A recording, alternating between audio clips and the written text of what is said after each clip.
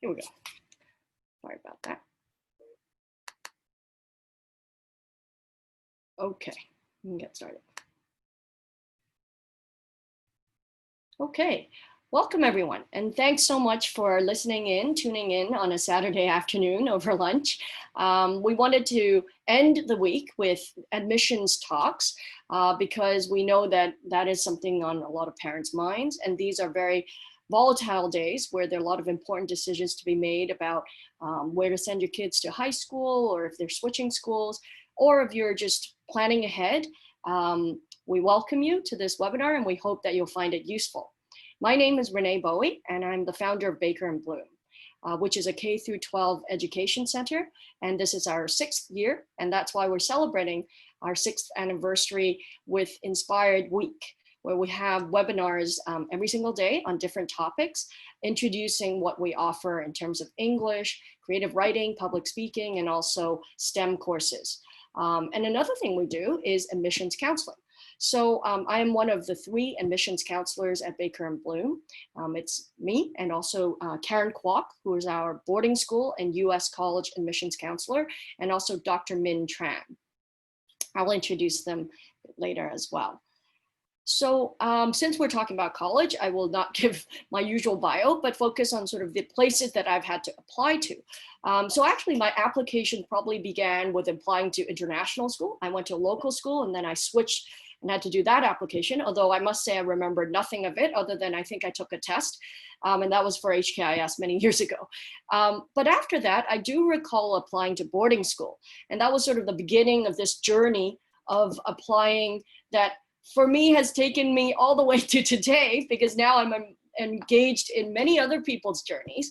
And I actually find it to be a very fulfilling process, even though undoubtedly it is stressful and it can be difficult at times.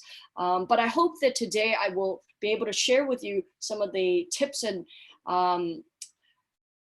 sort of not just tips, but insights that I've developed over the years, both applying myself and also guiding other people through it. After going to boarding school at St. Paul's School, I applied to college and got in early at Harvard, and I did my English degree there. And then right afterwards, I went to Cambridge for a degree in Renaissance literature. So I applied to many different graduate programs in the UK. And I chose Cambridge because I was interested in Renaissance literature. And that was one of the stronger programs. And then I came back to Hong Kong and got my postgraduate diploma in education, so also applied to Hong Kong U. And then after teaching at ISF for a couple of years, I wanted to take a break and do a Master's of Fine Arts in writing, because that's a passion of mine.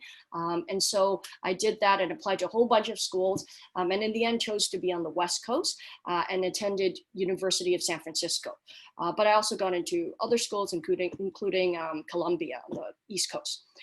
So lots of different application experiences at different points in my life. And I think that it is something that is a good life skill to have, because in the process, you really learn to think critically about the decisions that you've made and also how to present them to other people. Baker & Bloom has been doing admissions counseling for many years. Although it is not really our mission or our focus to do that, our mission is to cultivate creative literacy and confidence. But creativity and confidence have a lot to do with how to get into good school. And also because our roots are really in creative writing, there have been a lot of students along the way that have sought help from us in this area, since the essay is a centerpiece of the application. But in our counseling service, it's actually very comprehensive. So everything from preparing many years in advance, from grade 9 onwards, advising on summer activities, summer programs, internships, doing projects, all the way to finalizing the college list, going on tours, doing interviews, and all of that. So we have applicants from schools in Hong Kong, of course, many local schools, as well as international schools, and also many from boarding schools, as you can see here. And we're happy to say that also in partnership with our partner CollegeWise, which is one of the largest admissions firms in the US, we've had a lot of different successes in terms of US, UK, Canada, and even some Australian, and of course, local universities as well. But today we're here to talk about the US. So just want to reassure you that we have success and a good track record getting kids into top universities, including in the past 2 years to like Harvard, Stanford, Princeton, Ivy League schools, as well as small liberal arts schools that are also very selective these days. And so to organize my sharing with you today, I'd like to think about it this way. Since our title and topic is really the whole journey of college admissions. So the first phase before really embarking on the application process is the pre-application process. And then I will talk about what happens during the period, sort of between the end of your junior year and fall of senior year, and then post-application, because the journey doesn't end with hitting the submit button. And the metaphor I'd like to share with you to guide our conversation and our thinking about this is painting.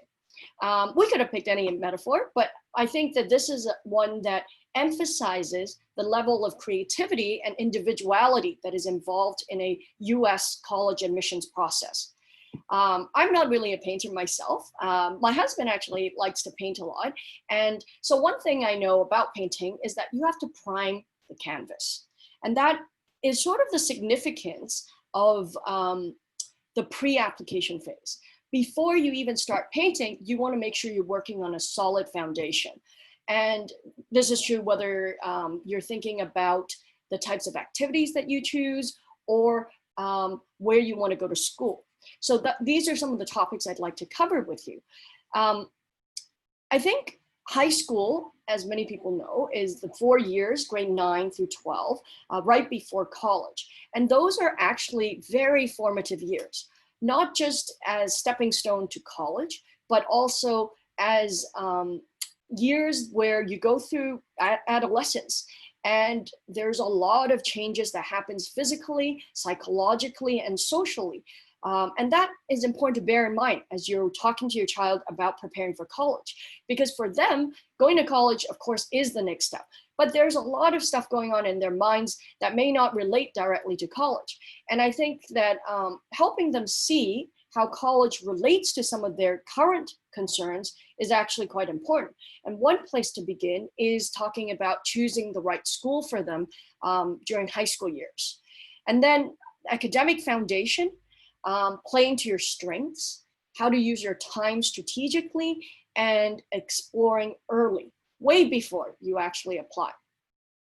So a couple words about choosing. Since we have many topics, for each one, I've tried my best to strike the mark immediately and not beat around the bush, because I think we have limited time, but I want to make sure you get the sense of the whole arc of the journey.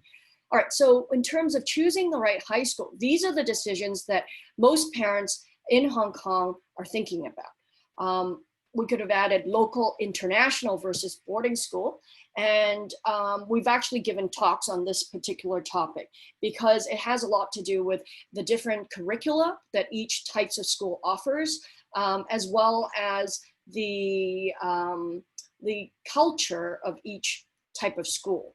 And I think that one of the things that has been difficult these past 2 years is obviously what's going on in Hong Kong, as well as the pandemic that has affected the decision about going to boarding schools. And I know that this is a challenging one because you may want to get into a very good school and may have already gotten into good school, but do you go? So that's something I can't really address in this webinar, but I do want to say that I think some of the things that boarding schools offer that maybe schools in Hong Kong currently don't as much would be the level of independence more than anything. I mean, certainly we can talk about facilities, and many of them do have superior facilities because they have space.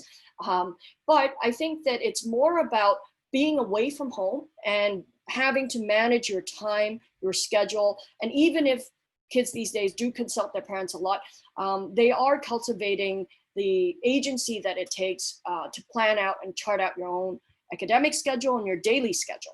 Of course, there's also the danger if the child's not actually prepared to go, that they do not make good choices. So only you can decide whether you think your child is ready. And of course, there are ways to prepare them even if they're not.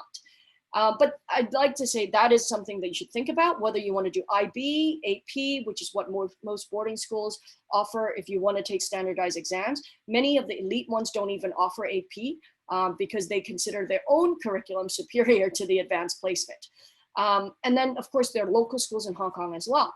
And there are some advantages to that. Last year, Karen and I worked with DBS, and they have an IB stream. So you can actually go to a local school, obviously cost less, and there's a lot of strengths in terms of the Chinese program being stronger. And the other thing is, I think, in terms of competition within the school, there's a little bit less because fewer people apply. So we worked with almost every kid that applied to the US. And the results were really excellent. Like they got into top schools, including Ivy League schools.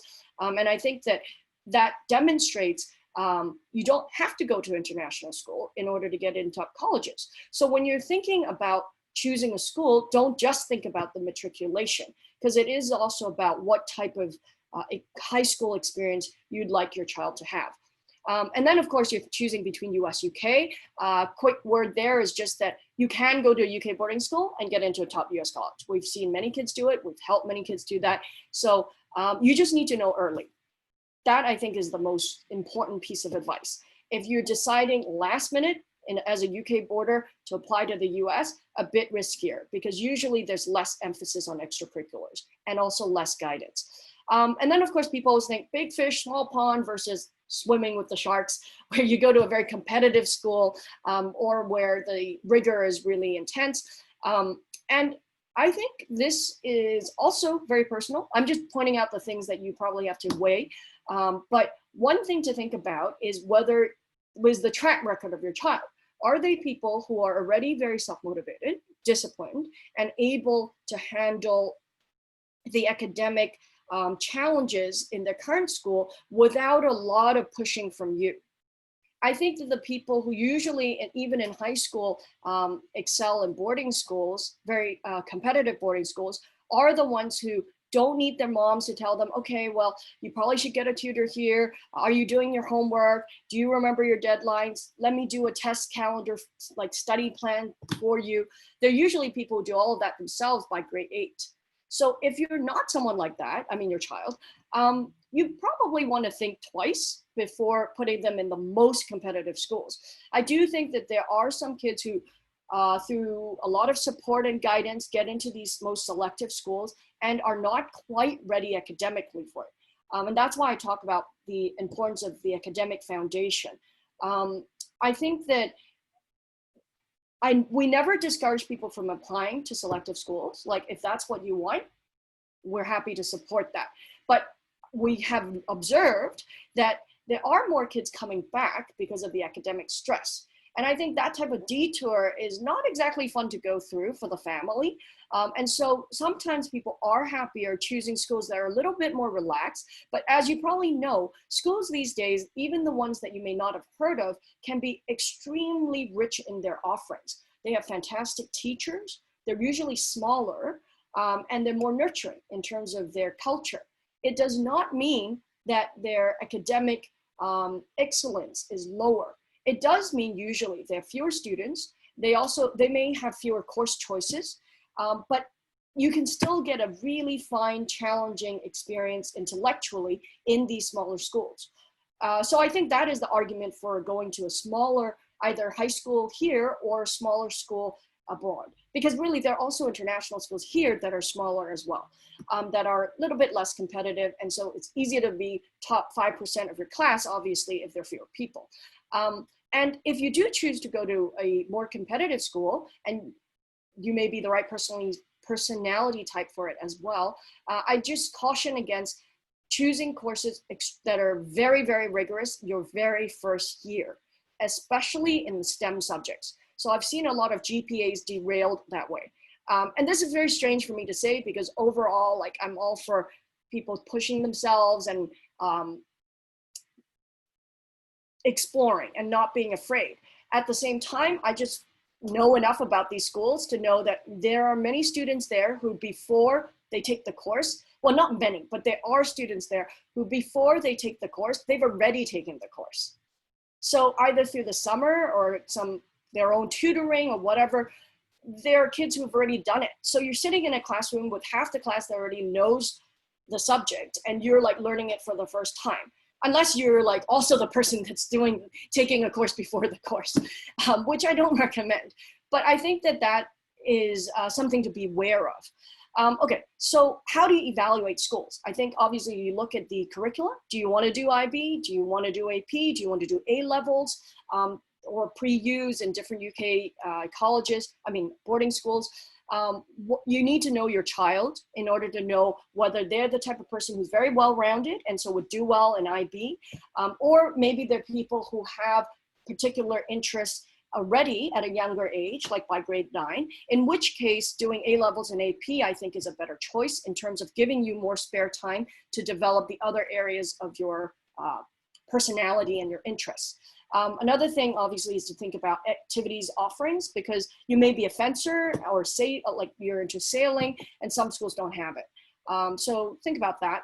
And there is also a distinction, as I mentioned, between UK and US on extracurriculars. I feel in the UK, it's more to promote a wholesome, well-rounded education. So doing sports, joining some clubs and societies to balance out your academic life. But in the US, it is actually very serious. It's almost like as serious as your academics. And certainly sports can get you into college. So that's a very different approach to extracurriculars, where it's almost not extra, it's a parallel activity that you're pursuing while you're at school. College counseling. So some schools have a bigger team, so you have more individual attention. You should definitely check that out. You should look at whether they change counselors all the time. I would not think that that's a good thing, because you want to go to a school where they've established a connection maybe with the colleges if you're going to a boarding school. And also you want experienced college counselors. That helps a lot, especially if it's a US boarding school. For the UK, I think it already makes a difference if there is someone dedicated to US universities, which more and more UK schools are doing. Some schools like Wickham Abbey, for example, have added that. And that's because they know that their own students have that inclination. And then the culture, which is very important. Because even among the very competitive schools, there are schools of different sizes, different cultures. They attract different people. There are religious schools, they're secular schools. There are schools that are closer to the city, right, and have more access to internship opportunities or urban opportunities. There are ones that have more boarding. The ratio of boarders to non-boarders could be very low. So you actually are with more kids who are off campus half the time, which could be really like something that you like, to have a smaller boarding cohort. Whereas other people might prefer schools that are all boarding or close to all boarding. Okay. Showing you this slide just as one, this slide actually comes from a college-wise presentation where Arun talked about, one of the the academic officer, talked about, I don't know why the logo disappeared. This is Stanford. I don't know why the logo disappeared.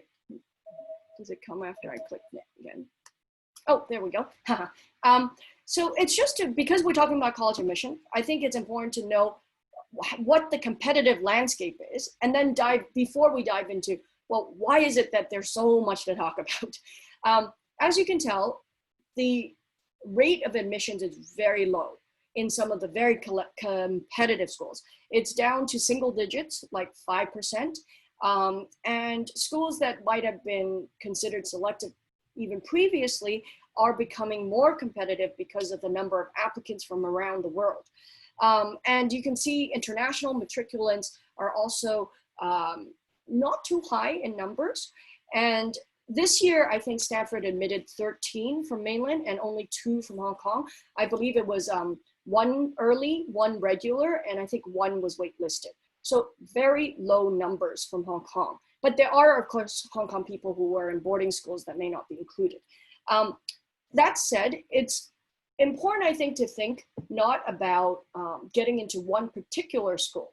I found that that is generally not a great strategy or like parenting approach to get your kid fixated on one school, because there are so many good schools out there. It's a little bit like a parent saying, my favorite band is the Beatles and you must love the Beatles. I feel that that limits your child's choice, how they feel if they actually don't like the school that you've picked for them, or they feel such intense pressure that if they don't get in, obviously they're going to be crushed. But I also think it kind of restricts the way they approach the whole process of applying. And I've seen, I mean, it's not very common, but I think more common in Hong Kong than elsewhere, at least compared to, say, the States, where there are kids who go to a school because their parents want them to. And they don't really know, so they say, okay, well, this sounds right, and I've been given many reasons to, so I'll just go there. And then they don't like it. And then they want to transfer. And if you think the admit rate for freshmen is difficult, transfer is even harder. So this is a big argument for supporting your child to explore and to not be too narrow tunnel vision in choosing schools. But also, it has a lot to do with what I'm about to say next. Given all of this, I think it's important to go, as you think about this process, to really build up who you really are and where your strengths lie. Instead of looking around and thinking, oh, you know, last year someone got in because they played squash, so I better play squash too. Sure, maybe that path works, and maybe your child happens to like squash and not mine. But I think it's much more a better way to approach it by really thinking about where your child's talents, interests, and strengths lie. So 2 ways to think about it. And it applies to choosing which areas to cultivate. Because as you know, even if your child is only 2, there are like gazillion different extracurriculars you can choose. So one approach is to think about depth and to think about sort of like wowing them with sheer talent and ability. And this is the approach where you do a lot of competitions, where you show mastery in your chosen area. So if you're playing sports, you want to be on the varsity team, you want to be competing in important competitions, you want to join a school where it competes with a league, within a league of other schools that colleges recruit from, if you're talking about boarding schools. If you're staying in Hong Kong, then you can still compete regionally and you want to be ranked. So this is the approach where you want to show that you're top of your category. The other approach is to be completely different, right? So going along with our theme of art, this one is sort of to be the Cai Bak set of painting, like right where even one shrimp can make people marvel at your skill, or be like a Da Vinci. The other is to take the like Andy Warhol, Duchamp kind of approach, where you do something that may not require a lot of skill, although obviously these are 2 artists who also have skills, but kind of shock people or make people think in a completely different way about you. And so it might be taking up an interest like studying the insects of Hong Kong. You can actually, I was just watching, there's a lecture that this 17-year-old gives on all the different types of insects in Hong Kong. My friend was telling me that he was watching this with his kid the other day, and someone who actually became an expert in this. And while this is a very obscure thing, that kind of is the point. Because sometimes it's very hard to stand out and be the best mathematician. And I mean, unless you're going to win some type of Olympiad, very hard to show mastery. But if you pick something where fewer people are doing it, you can both show mastery and you can also surprise people. So actually, those are 2 different categories. One is to pick a smaller field and be the master of it, or like be a really high level performer in it. And the other is to pick something that is kind of out of the box, a bit wacky, and surprise the admissions officers. So this is about pre-application, because when you think about your activities, ultimately on your Common App, you're putting down 10 activities. And the reason why I think it's important to use your time wisely is because I think that for many students, the first 2 years of high school, they're not really thinking about having to fill out this form with only 10 lines a couple years later. So, I took off the word research. I'm going to give you a minute to just take a look at this. This is just a sample. Some things have been changed. So this is what is on the Common Application form. You fill in the activities, the title, your role, And then you have to fill in how many years you've done it. And you can see that the top two have 9, 10, 11, 12, which means this child has pursued it for all 4 years, showing commitment.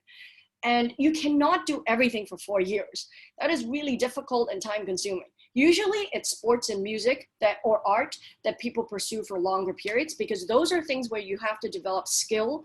And if you want to achieve at a higher level, you need that time. But other things, usually clubs, usually you're not in a club for all 4 years. But I think that, so this is what I mean. If you know, and if your child already knows that at the end of this, there's really a list of 10 things that you're putting down, not 50 things. So coming up with a laundry list where every year you're doing something different and you're always just a member of the club, you participate, but kind of passively, and then you try 4 different sports. I mean, I've also had students get into some very difficult to get into teams in boarding schools, and because they're very pleased with themselves, and well, I mean, rightfully so, excited that they got into something really difficult, so they take it on. But they know that they're not going to be the captain, because there are people there who've been doing it for more years and are maybe more gifted in it. And yet, because they got in, they're super excited, they still do it. And it takes up tons of time, and their academics might suffer, and they may also give up another sport that they may actually be better in. So this is where there is a lot of balancing that needs to happen, and where, as admissions counselors, we do a lot of our work. And then, as you can tell, there's only a very little room for you to put down to describe what you've done, describe your achievements. There's actually only space for 50 characters. And yep, they ask you how many hours a week and how many weeks a year. And they kind of do the math to make sure it's plausible. So there are people who lie on these things. And if you add up the hours and it sounds like this is humanly impossible, they will know. So use your time wisely when you're choosing things. And then exploring early. So with this, you often, I mean, as an admissions counselor, I often hear kids who are in grade 11 and they still don't know what they want to do in the long term, but actually that is completely normal, right? Like, I mean, many of us probably didn't know what we wanted to do when we were 17 or 18, or even probably 20. But at the same time, in the game of applying, it is a little easier if you do know some things. So one way that we ask kids to help themselves is to explore. And what can you explore? You can explore websites. So what I want to do is very quickly show you how you can guide your child to explore. Can you see Penn's website here? Hopefully, whoops. Okay, well, hopefully you can. Let's say you're interested in environmental studies. You're taking it as an IB subject, or it's just something you're pursuing outside of school. You're part of the environmental club at your school, so you want to major in it. I would encourage your child to look at what each college offers for that subject. So let's say with environmental, you can already tell the difference. This is the Pomona one, and it's called environmental analysis. And it's interesting because it's an interdisciplinary 5 college, because this is part of the Claremont group of colleges that include like Scripps, Pitzer, Claremont McKenna, Harvey Mudd, and Pomona College. So it's a 5 college major for them, and it approaches issues of environment in many different ways, using arts, social science, humanities, and natural sciences. Whereas in Penn, it is very clearly under a science major, earth and environmental science. And if you go on a page like this, look at all the information. You can look at who are the people in this department. Okay, I often ask kids to look up professors even when they're in grade 9. Like, so what does it mean to be a professor in environmental science? Like, I don't know, this random one. Okay. Okay, there are people who major in geophysics. Okay, that is an aspect of environmental science you may not have thought about. What do people publish on? Low temperature plasticity in olivine. What on earth is that? okay, maybe these very chemical, so maybe chemistry matters for environmental studies. Maybe you never thought of that. And this is something you should know when you're younger, like earlier, rather than grade 12 and you're like picking a major. Okay, maybe I'll write down environmental science. I don't really know what I need to know in order to study it. There are, back in the homepage, often they feature a professor. So you can learn about the professor, you can watch videos of their lectures often, or you could buy a book and read what that professor has written about, especially if you know which colleges you're interested in. And then for these, you have profiles of students. So they talk about what it's like to be doing an interdisciplinary major at a small liberal arts college. And you can compare that to a bigger school. What is the faculty like? And then you can compare to Columbia. So doing it, you might think, well, Columbia is in a city, maybe they don't, there are fewer opportunities, but maybe not. Turns out there's geology trip to Iceland. So you realize that maybe you can travel the world as part of this major. That might be very appealing to you. All of this you won't know if you don't go out and explore. And I think that a lot of times when students who are teenagers say, I don't know what I like, is because they don't know what's out there. And so the answer is to actually go find out. And one way to find out is as simple as sitting in their room on their laptops and looking at college websites and exploring the different departments. Colleges expect you to do that, actually. That's why they build these websites. And they also, but I think it is still impressive for people to do thorough research, because that is rarely done. The other thing is to look at things like, what institutes do they have? Because it shows where the colleges themselves are putting their own resources. And that means it matters to that school. And so, for example, if you want to do environmental studies, at Brown, there's one called Institute at Brown for Environment and Society. And it has different tracks, and it looks at, it has different focus areas like conservation, land change, climate science, environmental health, and institutions and human behavior. So if you're applying to a school and you know this, and you can talk about the papers that you've read by their professors, written by their professors, or quote something that someone who's been through a program says, or talk about one of the talks that you listen to put up by this institute, you will seem much more committed to their school, which matters a lot, because yield is a big factor for colleges. They want their yields to be high, which means they want you to go if they give you an offer. Stanford's is around 82%, Harvard's is around 49%. U Chicago, I think, is around like 64, 65%. So that gives you a sense. These are the highest ones. Most of them are like much lower, like in the 30s. And even the most selective colleges can't get everybody to say yes. So they do want to know, how well do you know us? And they even keep track of your emails. Like, do you respond to their emails? How many times have you checked? And have you visited? So make sure you don't do one of those tours where you're like, oh, sending younger one to boarding school. Let's take a little road trip and swing by Boston and see 5 colleges, and then never register for anything. And it's time to apply, and you're like, okay, I want to go to MIT, and MIT doesn't even know you visited. So just a word of caution there. And then finally, if you're interested in something like data science, you can see that it's housed under different departments. Like this is, I believe it's Northwestern. Yes, okay, Northwestern. It's under the Department of Statistics. This is, I think this one's Princeton. Yeah, Princeton. They have various ones, but I think it is under computer science and engineering. And the other thing is that, oh, right, sorry, I was wrong. They have data science in different fields, but I wanted to highlight that they have an interesting major like statistics and machine learning, right? So these are things that you may not know you're interested in until you realize this is an actual major you can pursue. Okay, I am going to return to the presentation because I realize we haven't even moved on to the second main part. Where did the presentation go? Okay.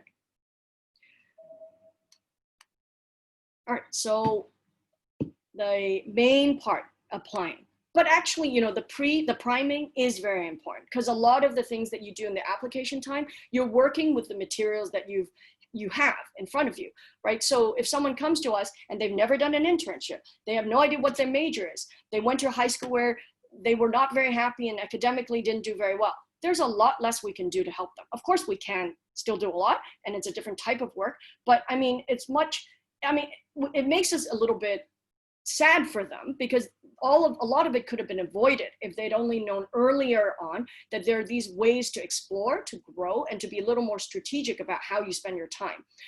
Okay, so these are some of the things I want to cover, and begin with academics. So it used to be that you could really apply to things undecided, and it was perfectly fine to get in by being like a well-rounded student. I think I'm someone like that. I definitely didn't win any math Olympiads, but I did well in every subject. I participated in a lot of extracurriculars and had leadership roles, liked math as much as English. So it wasn't like I had a spike. And also I declared undecided when I applied early. So that was still perfectly fine. But I think these days, even if you're undecided, you do want to show that you have an academic strength. And so you should look at those websites and think about what subjects are, because what is offered at your school in the course catalog is there are not as many courses offered there than there are in a college. You may not even know that there are fields that exist, like machine learning, like what am I thinking of? Like urban studies, things that in high school, you may not have that on your course catalog, but it might be an area that combines a lot of your different interests. So when I say, what is your focus? I don't mean, okay, which of the subjects at school do you like most? But it could be an area with problems you want to solve that you don't know about. And also, a lot of high school curricula these days are still very obsolete. So colleges are a little bit ahead of that high school curve. So they are already doing a lot of things that incorporate technology and the humanities in different ways, like digital humanities, which most high schools don't offer. So look ahead and think about what feeds into those fields. So you may want to take statistics instead of calculus, because actually statistics may be way more useful, usually is, than calculus is for your field. And I would advise you to take at least one very challenging course. If you can't, for whatever reason, like say you're doing IB and they don't have a lot of electives, then take, with IB, try to take a very challenging course. But if you're in a school where they have electives, then try to take something that is a bit offbeat. It might be American Studies. It might be the history of World War II. And it might be an art class on architecture and urban design. Some high schools do offer that. And that would make you stand out, and obviously try to have that align with your subject focus or your field focus. Standardized testing, if you don't have the electives, then do an interesting research project or paper to indicate your interest in your focus area.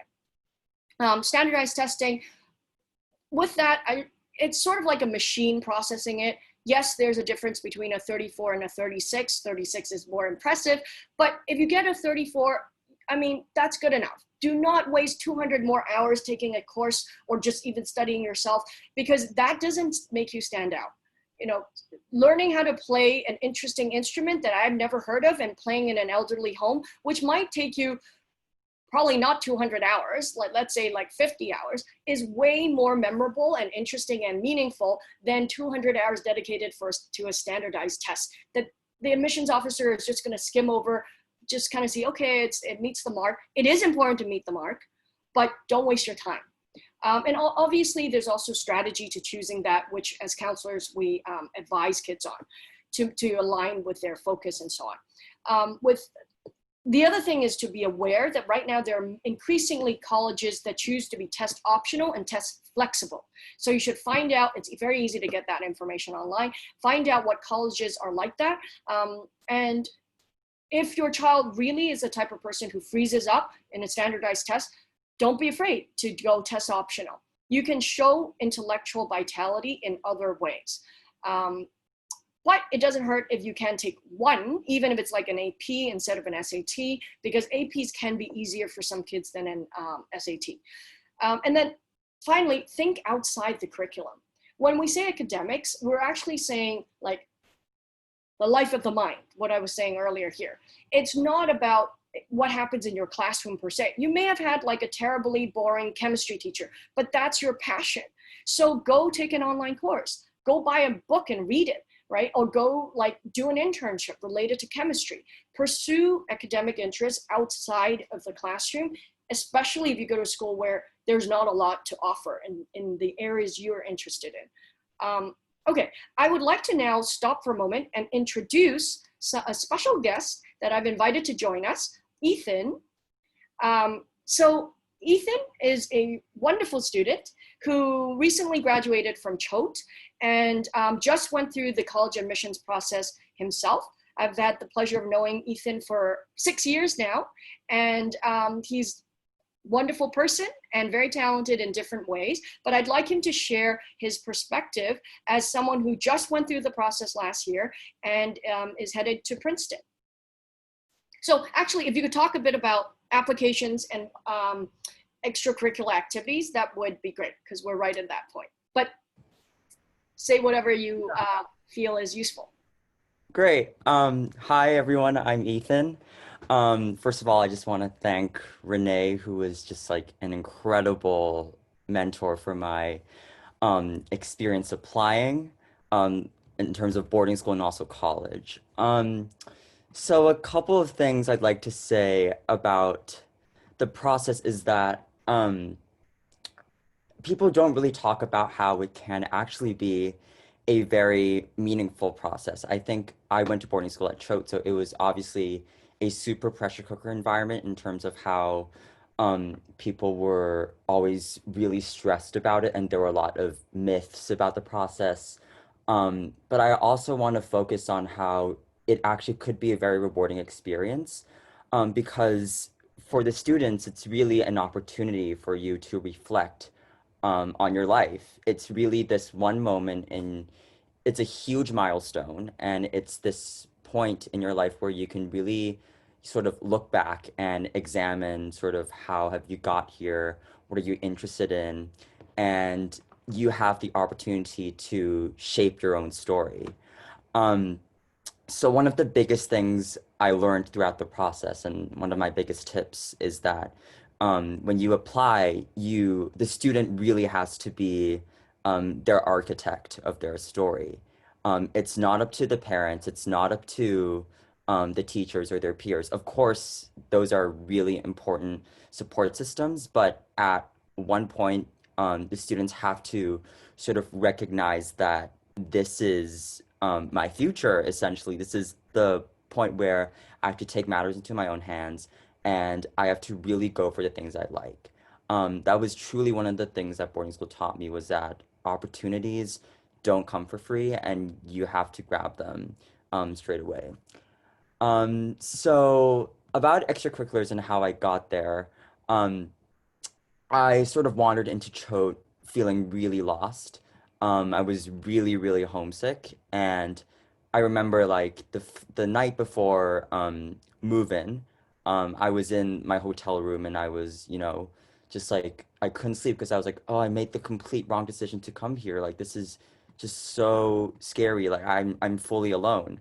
And so, but when I got there, I was just like thrown into the entire routine of things, and I was really forced immediately to make choices, which is the great thing about boarding school for me, is that you are immediately forced to make choices for yourself, and especially in terms of what happens after classes, like how will you fill the space, how will you nurture yourself outside of class. Um, so right now I'm really involved in the arts and I do a lot of music, dance, playwriting, also theater. But that wasn't really fully me before I went to Choate. And it all sort of happened my freshman fall when I quit cross country the first week and I auditioned for the play. And um, why I came to that decision, there was sort of this gut feeling that this was the right move for me. And I think a lot of people will find that when they go to boarding school is that um, you always have a gut instinct about what's right for you and what are sort of the communities and activities that will nurture you best. And that was exactly how I felt. I was like running 5 kilometers, and then I was like, this is not right for me. And I immediately went to audition for the play. And I was one of two of the only freshmen who auditioned. There was like all seniors, and immediately I was overwhelmed, but I got cast. And then um, just being an ensemble member, like I had the tiniest role, but just being able to be in that sort of creative space where I met seniors who were so involved in the arts, and they were so just put themselves completely into the rehearsal process. And I also connected with the director, who would be one of my favorite teachers of all time, probably my best mentor. Um, it's all about finding those spaces that really make you feel alive and almost push you a little bit. Another story I have in terms of extracurriculars is that I've always liked dance, but I was always, a little bit afraid to pursue it just because um, it wasn't really an option for me growing up. And so sophomore year comes around, and I sort of have this Billy Elliot moment where I wandered into the dance studio um, for the first time, and it was like the first sort of dance company rehearsal for the year. And I just, awkwardly decided to join. And I remember feeling really, really afraid because I was, the only boy in like a sea of 40 girls who were like super well trained. Some did ballet since they were 4, and here I was, like someone who couldn't even touch his toes. Um, but it was all about that, initial gut feeling about this feels like a space, an activity that I could really say something in, and I felt was really, really compelling. And that's why I forced myself to go. And eventually, dance became something that truly means so much to me because it not only is this sort of great art form where I, um, express myself. But as I discovered with Renee in sort of crafting my Common App, um, dance became a philosophy of how I view life, essentially. So there are so many sort of moments of serendipity in boarding school, and especially these formative years of high school, where you will have so many opportunities to read new things, to explore all these new sources of media. And there will be these tiny portals of revelation that will be sprinkled across your 4 years as a high school student. And you just need to take charge of that because I think these revelations can come at so many different moments, and you really need to take charge of that. Yeah. Great. Thank you so much, Ethan. And while you're here, I just wanted to invite parents to ask some questions. It's unusual and to get the opportunity to ask someone who actually just went through the experience themselves. So if you'd like to ask Ethan a question, please do so now. And then I'll continue with more sharing. And then we can take more questions at the end. We may run a little bit over. But any questions? No, not at all.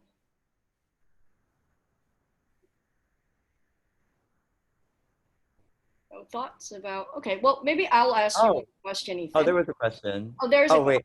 wait. Wait. No, Should I yeah, answer this one yes, first? please, Then you can, please. okay, great. So how hard was it to make friends in boarding school? Okay, definitely one of my biggest worries going into boarding school. And you will realize probably the second day there that everyone has the same fear because it's a new social climate and everyone is agitated and they just want to find a social circle.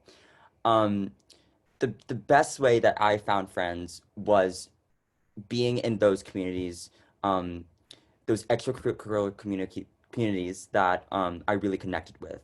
I found most of my friends in theater rehearsals, in classes I really, really like, in orchestra rehearsals. Maybe we sat in the same dining table.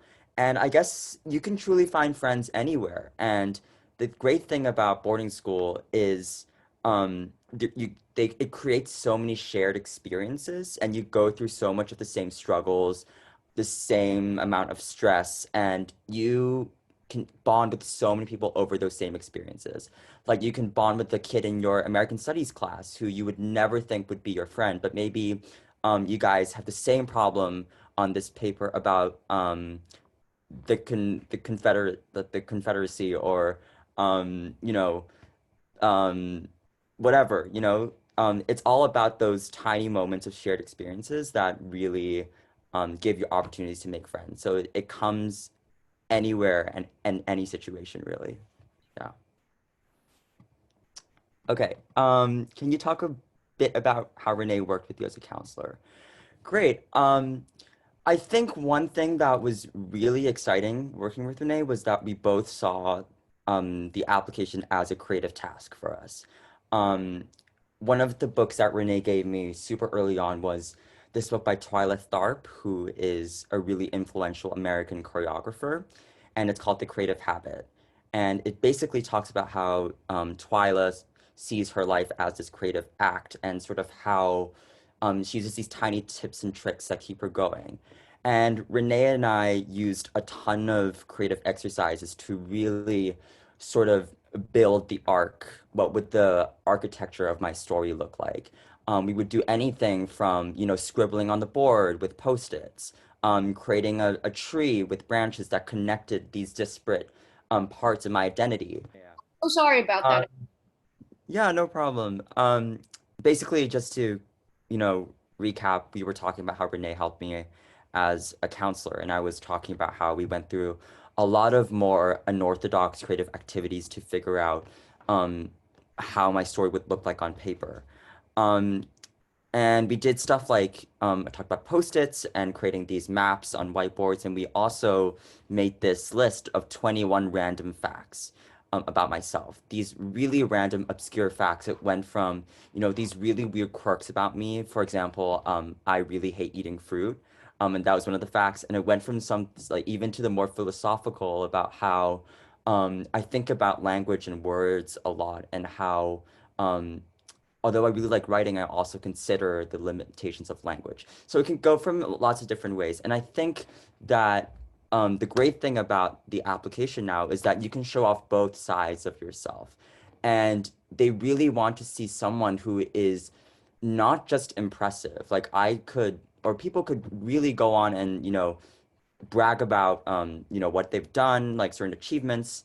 And of course, there is space for that in the application, but I think what's even more important is that you portray yourself as a person. You want, at least for me, I really wanted each application to look like as much as they were talking to me in person as possible. That's why I took Renee and I worked super hard on the Common App personal statement, which we went through, I think, at least like 10 drafts or more. And I changed like the whole formatting of everything. And even in the supplements for different schools where they ask specific questions, I really took care to sort of um, you know, treat each school with its own personal attention and to really address the questions in my own sort of creative, thoughtful way. Um, yeah. And I think Renee also really forced me to look at the greater meaning behind what I was doing. So I wasn't just doing dance art. It didn't just end there, but what were the greater implications of what you chose to pursue? What did you learn from squash? What did you learn from, like Renee said, like studying insects in Hong Kong? Like, what is the greater sort of message or lesson that you learned from pursuing those extracurriculars? I think that was also really important. Yeah. Thank you so much, Ethan. Um, there is a question there, but I think I will return to my presentation. And if you don't mind Great. staying to the end, we will ask. We will also answer that question. Great. But Great. thank you. And I had it was such a pleasure working with Ethan. I wish more students were like you, but actually every student brings something different. And I think the joy of getting to work with students is actually discovering alongside with them who they are, what they're Right. interested in. And it's funny because I will now return to my slideshow because what you said is basically like my next two slides.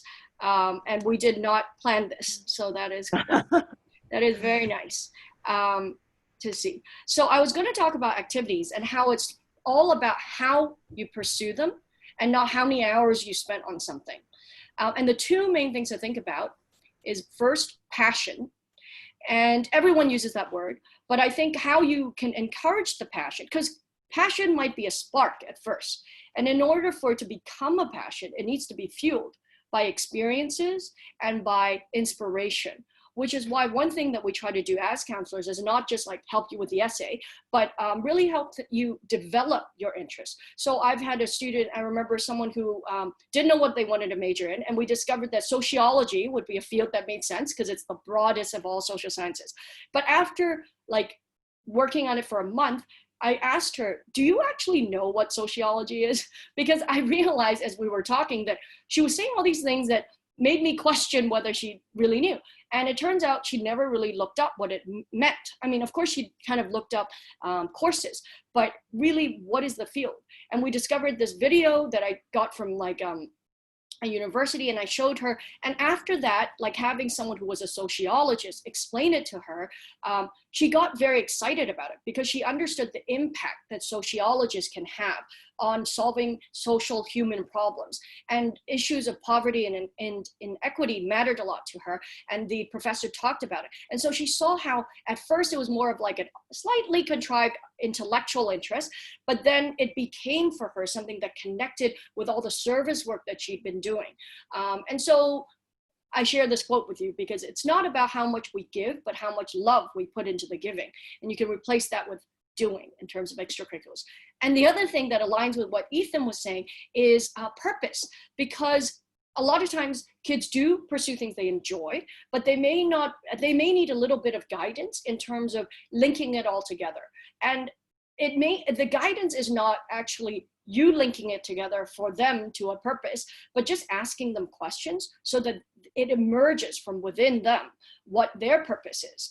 And I want to share this Ruth Bader quote, which comes from a longer talk that she gave to university students, where she says, I tell law students, if you're going to be a lawyer and just practice your profession, well, you have a skill. So you're very much like a plumber. But if you want to be a true professional, you will do something outside yourself, something to repair tears in your community, something to make life a little better for people less fortunate than you. That's what I think a meaningful life is. One lives not just for oneself, but for one's community. So that's something to think about, how your child's interests and extracurriculars may connect to some bigger purpose that allows them to contribute. And that makes them feel better about it too. So it's not really just to show the admissions college. Ultimately, the goal is actually to prepare them for college and life, right? So the process of applying, the journey, can be a very important, pivotal part of helping them realize what their purpose could be. Unfortunately, we don't have a lot of time left, but this is a very important topic. So I will just say here that these are the three things that I think especially applicants from Hong Kong need to remember when they're writing their essay. It is a creative piece of work. So many people give me a very well-composed first draft and they feel like I'm ahead of the game, it's done, I'm at least 80% of the way there because I've written you a 650 word essay. But, and it may have a lot of their resume accomplishments on it. They may have delved into what they did at an internship. And I read it and I nod and it's interesting, but it's very forgettable because there are so many essays like that. And also because it doesn't tell me much that I don't already know from reading the resumes. So it should be creative, even though it's nonfiction, because we want to actually see who you are. And aside from the fact that maybe you could put in a YouTube video, most admissions officers won't even get to interview you. So the essay is the only part that shines through where it's not a standardized format. It is like the painting, right? And so you want to show your voice, and everyone speaks with a different voice. It's like a thumbprint, right? It's unique. And it's very important that even if you want to help your child, or if they have a counselor guiding them, that when you read it one day after a bit of time, it really does sound like what your child would say. The examples are not so complex and sophisticated that it's probably not coming from them, but from someone else, or the types of stories that they're telling are the ones that they like to tell. That's really important. And it makes everything else come alive. I read a lot of essays for the Harvard Book Prize Scholarship, like over 200 a year for like, when we only select 2 people to go, 2 or 3 people to go. And I realized that the reading panel, they often remember the oddest things, not the accomplishments like, you know, what extracurriculars people do. It's very easy to mix up. Like this was like so many debaters, so many people who are in math teams and all of that, but it's usually the personal story where someone got lost and they were very afraid and how they overcame that, or how they were the first person in their school to introduce like a club that was dedicated to girls in STEM, things like that, where it could be an accomplishment, but it's more the motivation. Like, why did this person do this? And what about their own backstory drove them to do it? And then lastly, surprise. I say surprise because an admissions officer, often they are young, but they're professionals in that is what they do. So like any professional, you recognize patterns. So it's not that they're trying to be mean, but even I'm not someone who reads 1,000 apps a year, but I've read 1,000 essays. I can predict so quickly, even just looking at resumes and stuff, what I expect the child to write about. And then as soon as I read the first 2 paragraphs, I already feel whether this person has a voice. And then very quickly, I kind of can predict the ending.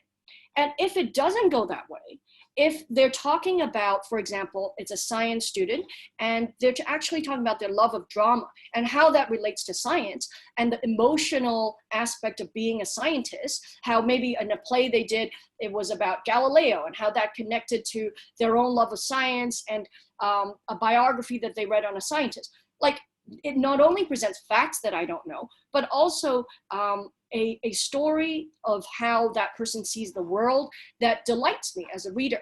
And then I'm going to remember you, right? Then you are a person.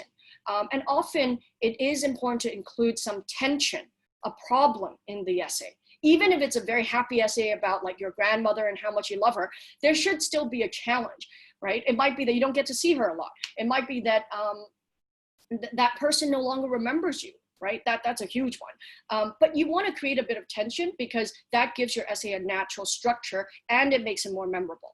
And this connects very well with the last topic of interviews. And interviews, for sure, people get nervous about. So there's a lot that you can do in terms of public speaking techniques to train for an interview, speaking clearly, enunciating, body language, shaking hands, dressing appropriately, how to sit, all of that. So mock interviews help.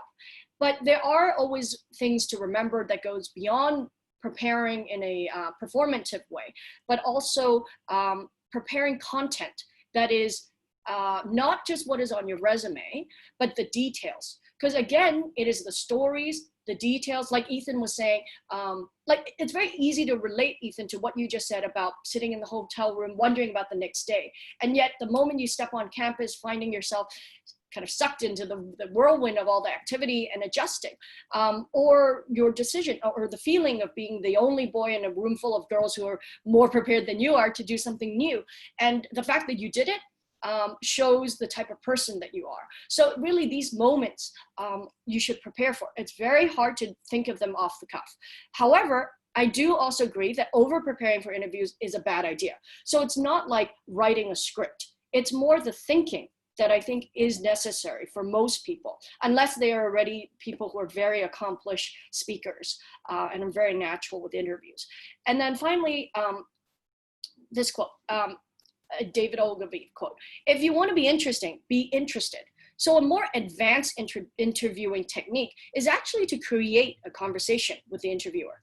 Because when people are invested in you, invested in the conversation, so they're not just sitting there nodding and taking notes, but they have to say something because you asked them something. So let's say you are talking about a documentary that you just watched. You could pause and say, have you seen it? Or if you notice something in the office of the interviewer, you can ask them a kind of innocent question that you actually are curious about, not being too prying, of course, but it might be a way to establish some common ground or to show that you are a person who is engaged with the person before you and not just there to recite or regurgitate your resume and too eager to do that, right? So you are engaging, you're in the present, listening to the person in front of you and maybe asking some questions of them as well. So that helps people feel connected to you, and they will want to write you a good letter after the interview as well. Finally, after the application, there's still some things to think about. Because if it's after the first one, so it's November 2nd, and your child is so relieved, out celebrating because they've done with their early application, that's the time where you really want to sit down and do your second one. Because you remember all the things you wish you had done if you had an extra hour. And that is the moment to actually revise your Common App essay for the next school, because you can actually still revise them for every school. So this is something some people don't realize. Your Common App essay does not have to be common. And you can actually, you don't want to name a school in the Common App essay, but you can tweak it so that it makes sense for the different major or different field that you've selected. You may, if you have a website, like some students have websites, you might want to go update that website, right? Because you don't want to, like, what if they look at it in January? Let's say you get deferred and they go back to your application in February and you haven't touched it since October. Does not look good. And then you want to keep liaising with the admissions office. If they email you asking you a question, make sure you respond promptly. If you get deferred or waitlisted, it's always important to write a letter of continued interest. And how to do that is something that we advise our students on. So we accompany you throughout this whole journey. And sometimes, like last year, for example, kids who were not living on campus came back to Hong Kong or whatever country they were from. And I think it was impressive to see quite a number of them continue with service wherever they found themselves. And I think in some of the students who had to write letters of sustained interest, that was a thing that made a difference, to show that they were still engaged with community even when they were off campus. And staying strong till the end, staying strong psychologically, because it's not easy to be on a wait list or to be deferred, but continue to end strong, end your senior year strong. Don't let things slide just because you've gotten in. And in terms of behavior, certainly, you don't want to be on the disciplinary committee's radar. But ending strong is a great way to prepare for college and to feel good about your whole high school experience. So I would like to now introduce Ms. Karen Kwok, who is actually doing a webinar right now on boarding school admissions, and Dr. Min Tran, who asked a question earlier. They're both very nurturing people. You can see they both majored in psychology. Karen I've known since we were in college and we taught together, did volunteer work together. She's great. She went to Taft, it's in boarding school, is a great musician, loves to sing, and she's also worked in the business field before becoming an admissions counselor. Min has also done work outside of education, or well, in education, but in designing online products and pedagogy. And he's also taught as a teacher in the US. But in Hong Kong, he currently works with us as the head of admissions of the school we're building, and also as a college admissions counselor. So they'd be delighted to work with you as well. And just a little bit about Baker and Bloom. We talked about preparing for the senior year. So there are lots of ways to academically prepare. I feel that in terms of academic foundation, reading and writing are really the two weakest areas in most Hong Kong applicants. Because they don't read, they don't know what it sounds like to have an interesting, engaging voice when they write. Because they don't read enough and they don't write enough, it's not their fault, but maybe their school doesn't give them the support to do that or the opportunity to do that. When they get to boarding school, it's actually a huge challenge to write the amount that most boarding school students have to write. And the level of thinking, the level of research that goes into a good piece of writing is something to learn. The younger you are, the better it is to do that. We also do personal projects and internship placements, as well as for secondary preparation for standardized tests as well, IB, AP, GCSE, as well as AP. And again, I mentioned it in the beginning, in case you missed it, we are offering these webinars again for a week online. If you're interested in watching any of these specific videos, please contact us and we would be happy to share them. And thank you so much for staying on and listening to our webinar today. I hope it was informative. And I am going to stay to answer a few questions if there are any. But if not, thank you so much. And I hope everyone stays healthy and safe and that we can all get back to school soon. Let's see, any questions? If not, let's answer Ethan. Why don't you take that question first? Yeah. So the question was, how hard are academic studies at US boarding schools? Is it easier or more difficult compared to if you had stayed in Hong Kong? So a little bit about my background before Choate. I went to St. Paul's Co-ed, which is a local school. Um, and I think that the US, I think it's not really a matter of difficulty, but more a complete change in how you learn and how you approach the topics that you learn.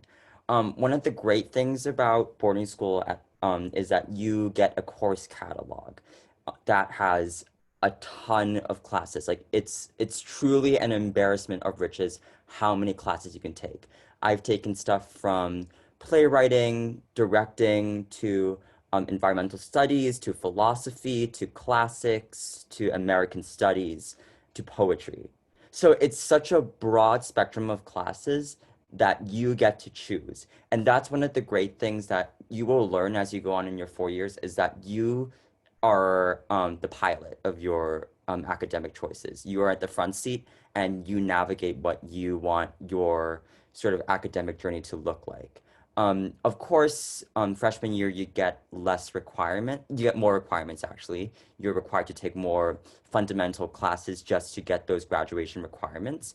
But especially senior year, I could choose all my classes because all my requirements were filled. And so that was really a time, not only could I sort of pursue what I really liked, but also show to colleges that what it would look like if I had complete autonomy in choosing classes.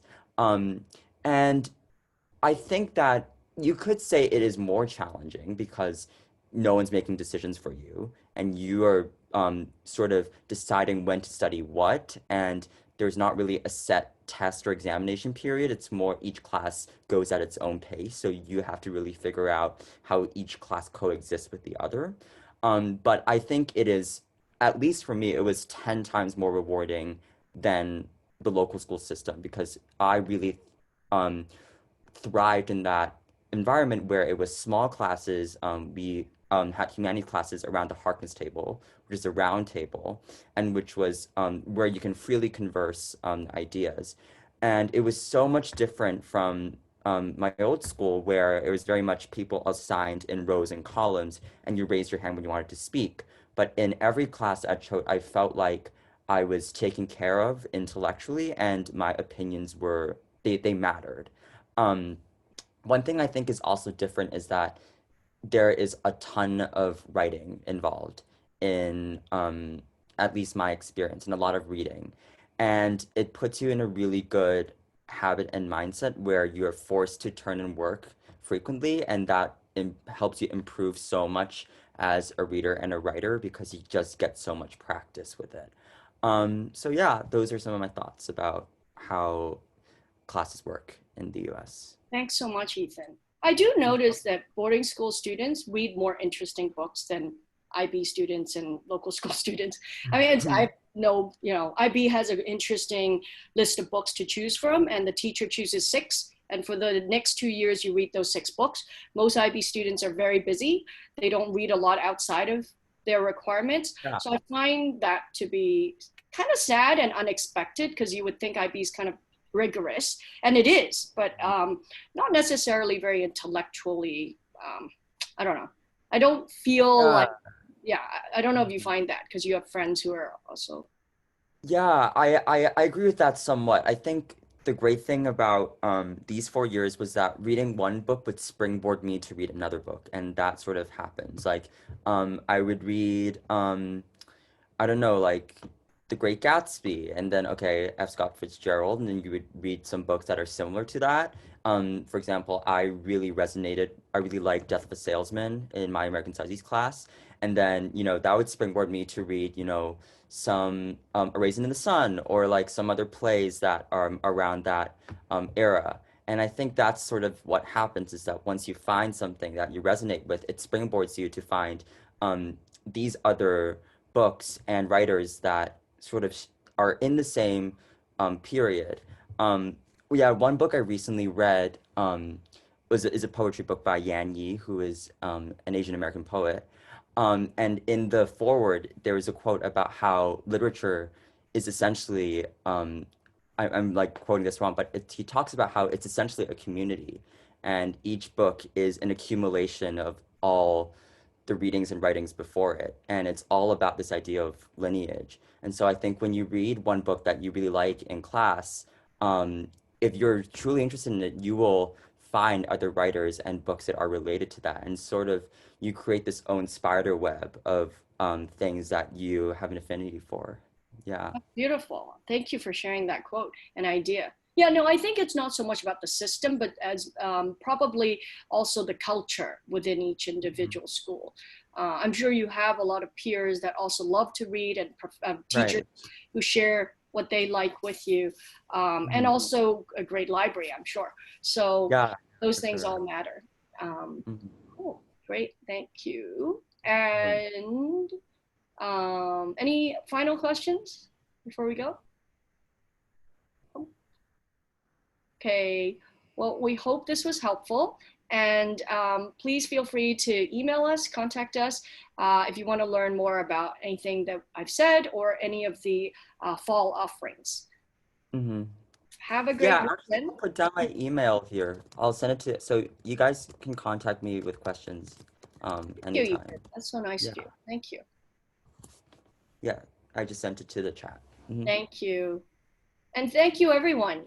Really appreciate your spending the time on Saturday and hope to see your kids around and really stay safe and healthy. And let's get through this together. Have a good weekend. Thank you, Ethan. No problem. Thank you, Renee. Bye. I'll see you Bye. soon. Bye. Yes.